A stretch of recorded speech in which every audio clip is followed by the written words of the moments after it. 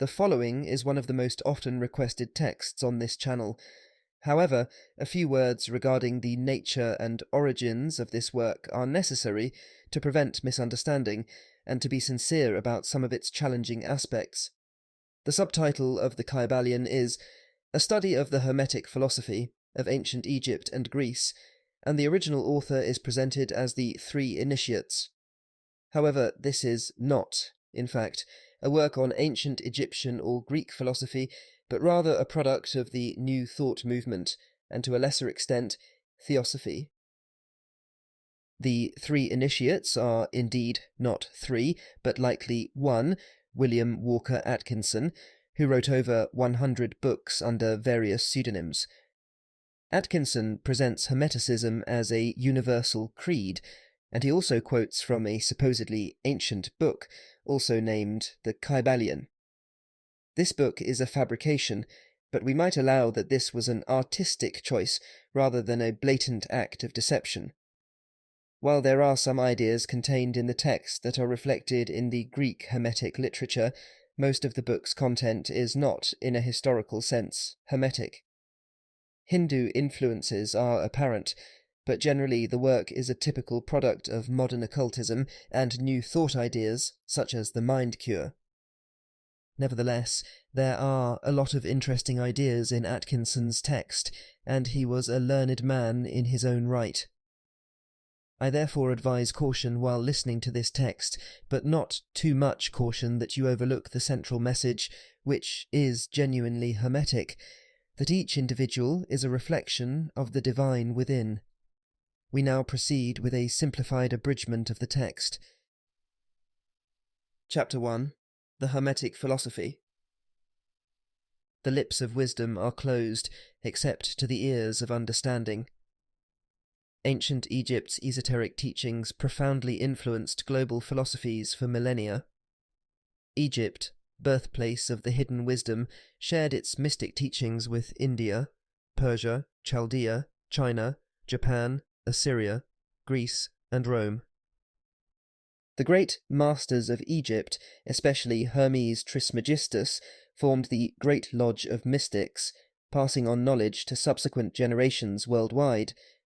Hermes, known as the Master of Masters, laid the foundation for occult wisdom, astrology, and alchemy. Despite the lapse of time, his influence endured, with Egyptians deifying him as Thoth, and Greeks as the god of wisdom, Hermes. The Hermetic wisdom is universal, present in all lands and religions, avoiding identification with any specific country or sect. Despite persecution in the Middle Ages, a few devoted individuals preserved the Hermetic wisdom, passing it orally from master to student, avoiding written records. In ancient times, basic Hermetic doctrines were compiled in the Kybalion, a collection of maxims and precepts passed orally. The teachings focus on mastering mental forces, not material elements, emphasizing the transmutation of mental vibrations. The allegory of the philosopher's stone symbolizes this mental alchemy. The law of attraction ensures this book reaches those ready for its wisdom. As stated in the Kybalion, when the ears of the student are ready to hear, then cometh the lips to fill them with wisdom. The law guides the book to the prepared student. Chapter 2. The 7 Hermetic Principles. The principles of truth are 7. Following is a short introduction to each. 1. The principle of mentalism.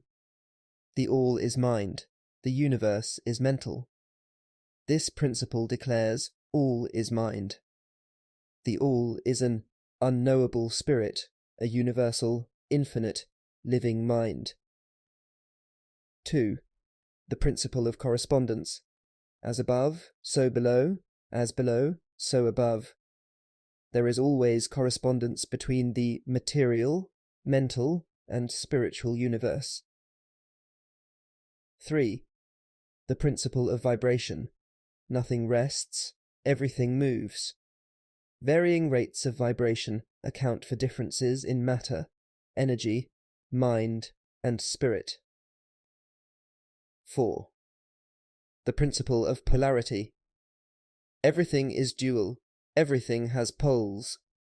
Opposites are identical in nature, differing only in degree. 5. The principle of rhythm. Everything flows out and in, all things rise and fall. There is a universal rhythmic ebb and flow in everything, from celestial bodies to mental states. 6. The principle of cause and effect. Every cause has its effect. Every effect has its cause. Everything happens according to law, and there is no such thing as chance. 7. The principle of gender. Gender is in everything. Everything has its masculine and feminine principles. Beyond physical sex, gender is present across all planes. Chapter 3. Mental Transmutation. The Hermetists possessed knowledge beyond modern science. Ancient records reveal their expertise in astronomy, chemistry, and psychology. Beyond the material sciences, they also held a transcendental grasp of these subjects in astrology, alchemy, and mysticism. Mental transmutation, the art of mental chemistry, is a practical mystic psychology grounded in the principle of mentalism.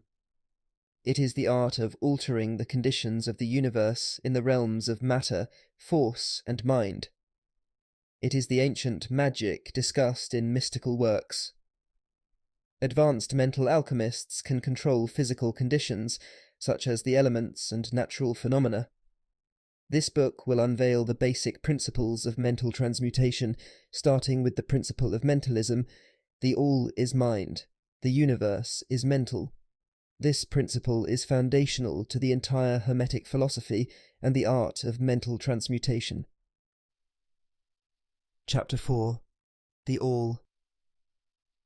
Behind the changing universe of time, space, and change lies the substantial reality, the fundamental truth. Substance refers to the underlying essence, or the thing in itself.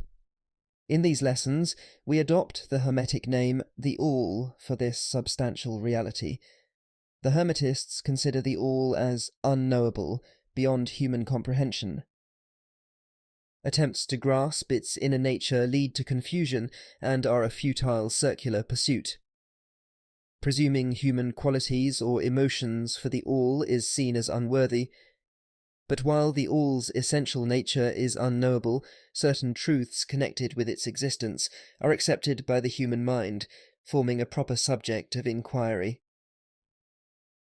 1. The All must be all that really is, for there is nothing outside of it. 2. The All is infinite, eternal in time and space, and absolute in power. And 3. The All is immutable, unchanging in its real nature, having always been and always remaining the All. Thus, finite, changeable, and conditioned things cannot be the All. Any and all finite things are as nothing in reality.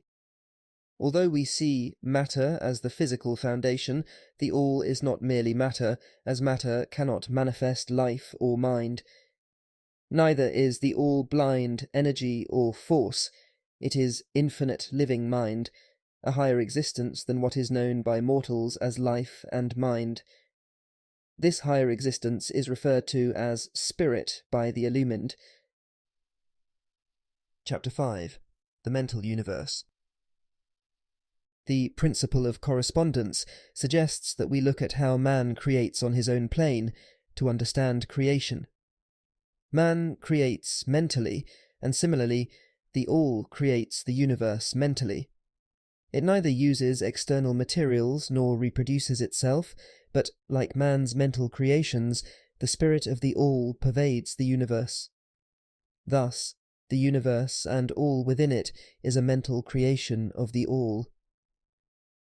The principle of gender, manifested on all planes, signifies the process of generation or creation, but is not synonymous with sex. The all is above gender, but acts under this principle when manifesting on lower planes. There is no real duality. The masculine principle, God the Father, projects its will toward the feminine principle, nature, the universal mother, initiating the evolution of the universe. Chapter 6. The Divine Paradox.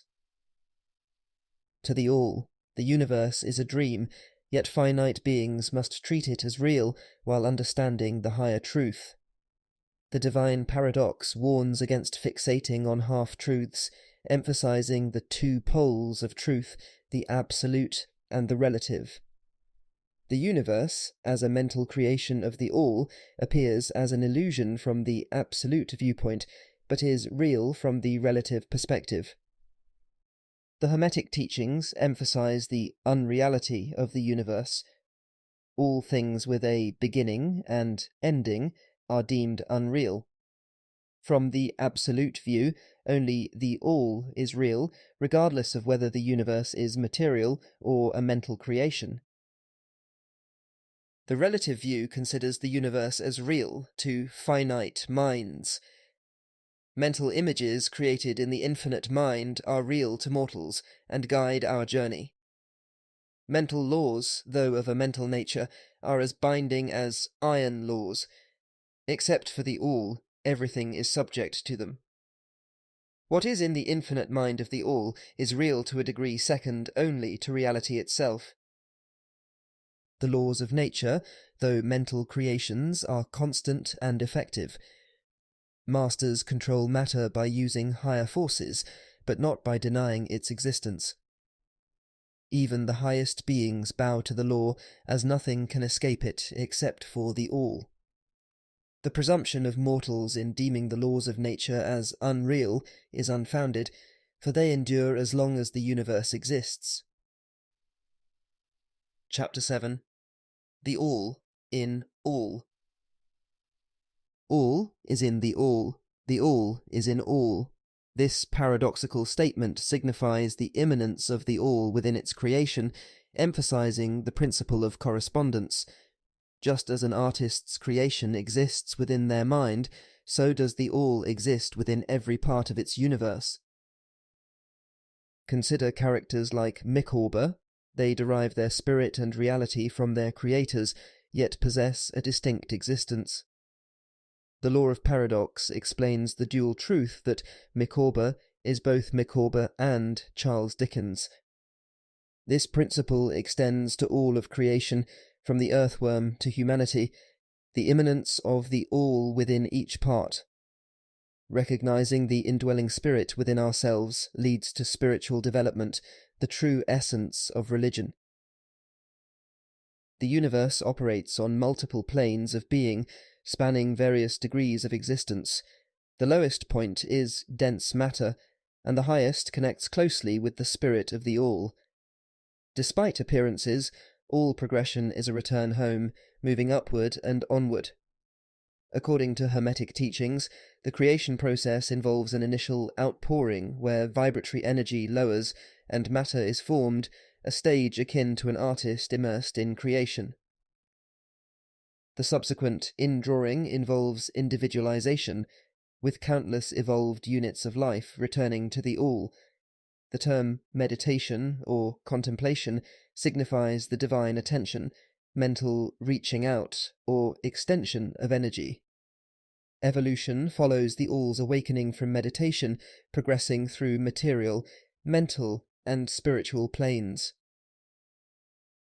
Eventually, the all withdraws its attention, and the spirit of each soul infinitely expands, merging the created and the creator. This illustration, while finite, reflects the infinite process. As below, so above. Just as the all awakens from meditation, so does man withdraw into the indwelling spirit, the divine ego. Why the all creates is a mystery, but the answer lies in its seemingly infinite desire and will. Chapter 8. Planes of Correspondence. The second Hermetic principle. As above, so below, as below, so above, reveals the harmony and correspondence between the various planes of manifestation, life, and being. The three planes represent ascending degrees on the scale of life, from undifferentiated matter to spirit, with fluid boundaries between them. Although the concept of plane is not a traditional dimension of space, it is described by the occultists as a degree of dimension in a scale. This scale is measured against the fourth dimension, known as the dimension of vibration, where everything is in motion. The degrees of vibration form the planes, with higher rates indicating higher planes. The three great planes are conceptual divisions used by Hermetists to aid the study of life activity. These planes are divided into 7 minor planes, which are further subdivided into 7 subplanes for scientific convenience. The great physical plane deals with material phenomena, classifying matter as a form of energy. The 7 minor physical planes include 1. Solids, liquids, and gases. 2. Subtle forms of matter, including radiation. 3. The most subtle and tenuous forms not yet discovered by science. 4. Ether. 5. Physical energy. 6. Higher forms of energy not yet discovered by science. 7. A life energy that is like divine power. The great mental plane encompasses various living forms. The 7 minor planes are 1. Entities within minerals and chemicals.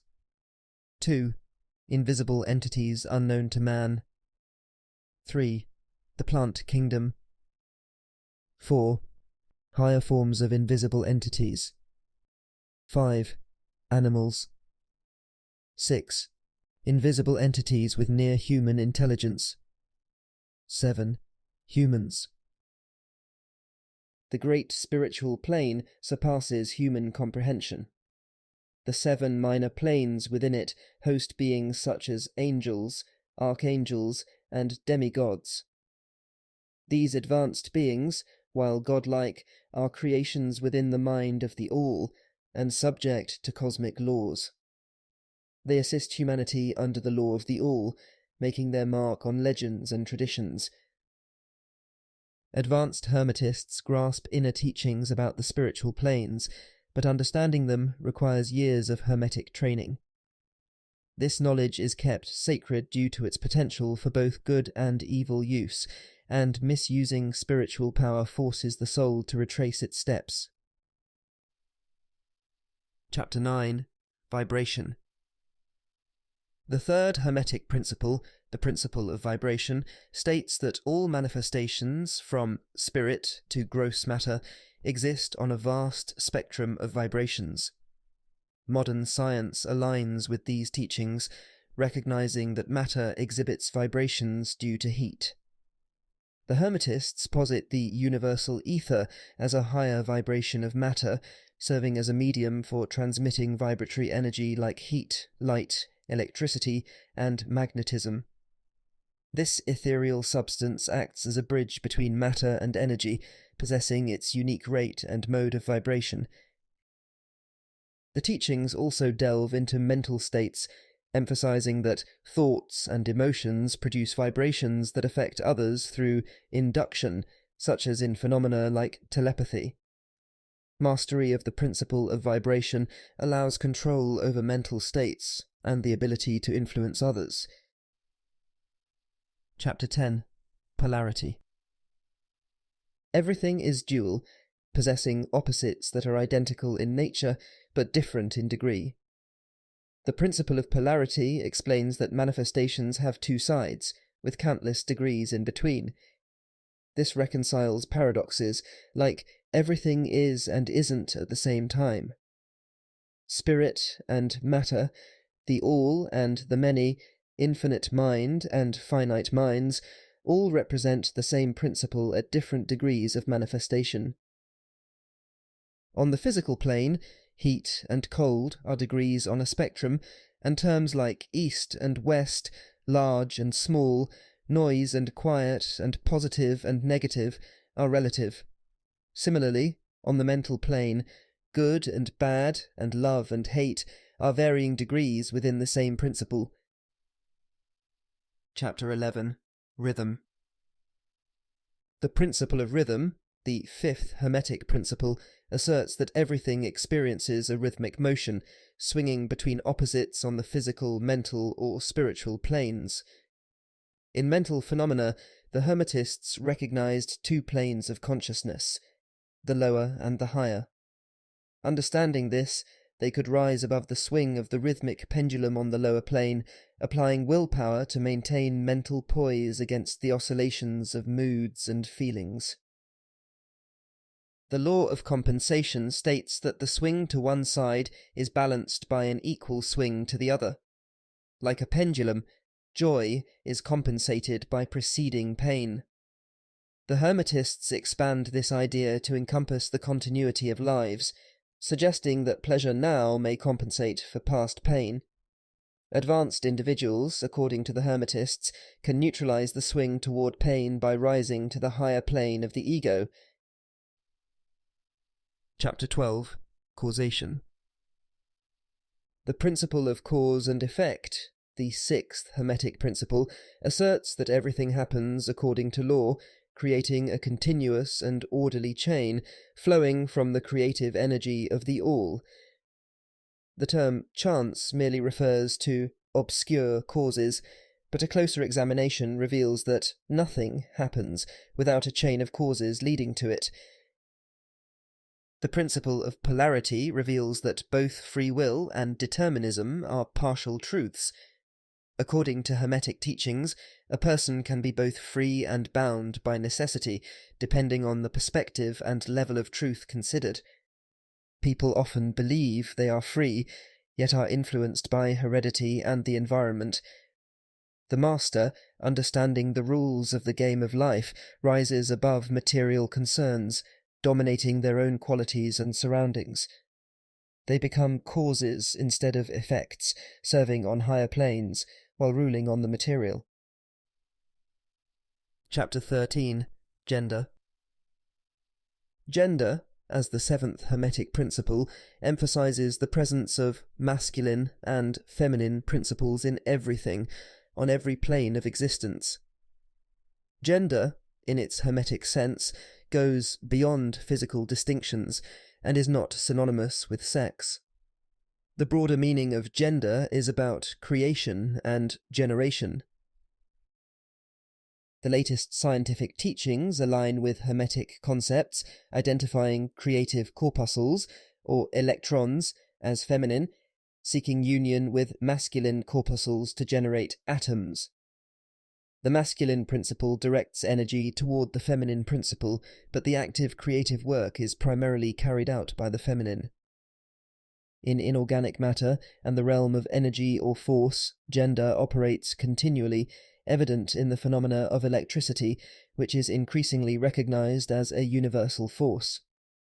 The well-known phenomena of atomic attraction and repulsion, chemical affinity, and gravitational attraction are also manifestations of the gender principle.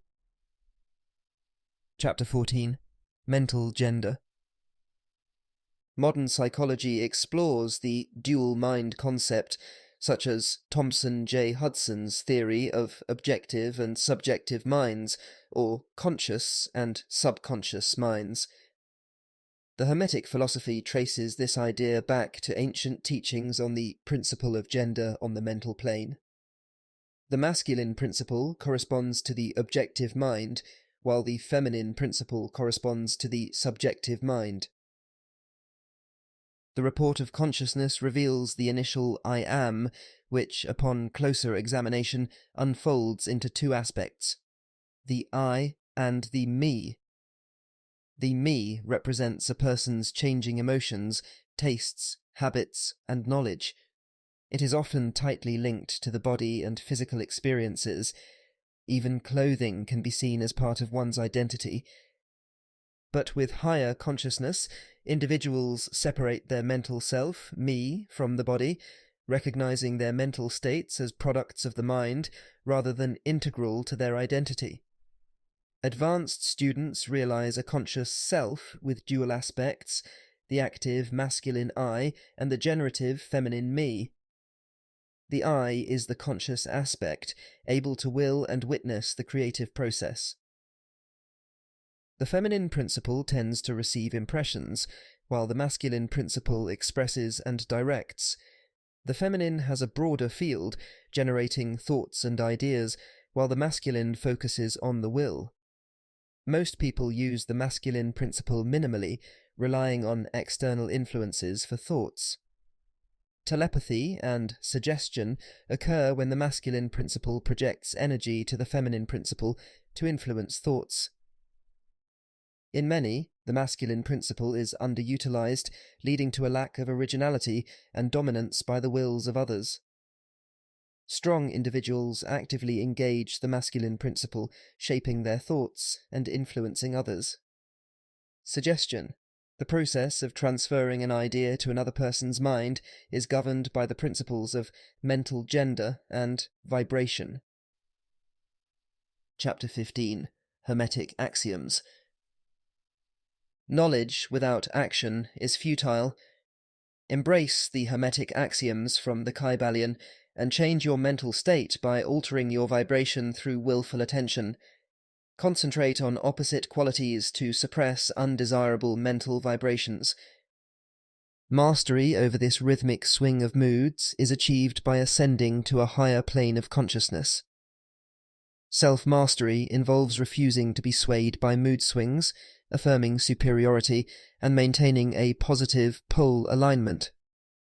Unlike the masses, the wise navigate life consciously, using the principle of cause and effect, rather than being subject to it. And that brings us to the end of The Kybalion by 3 Initiates, or William Walker Atkinson.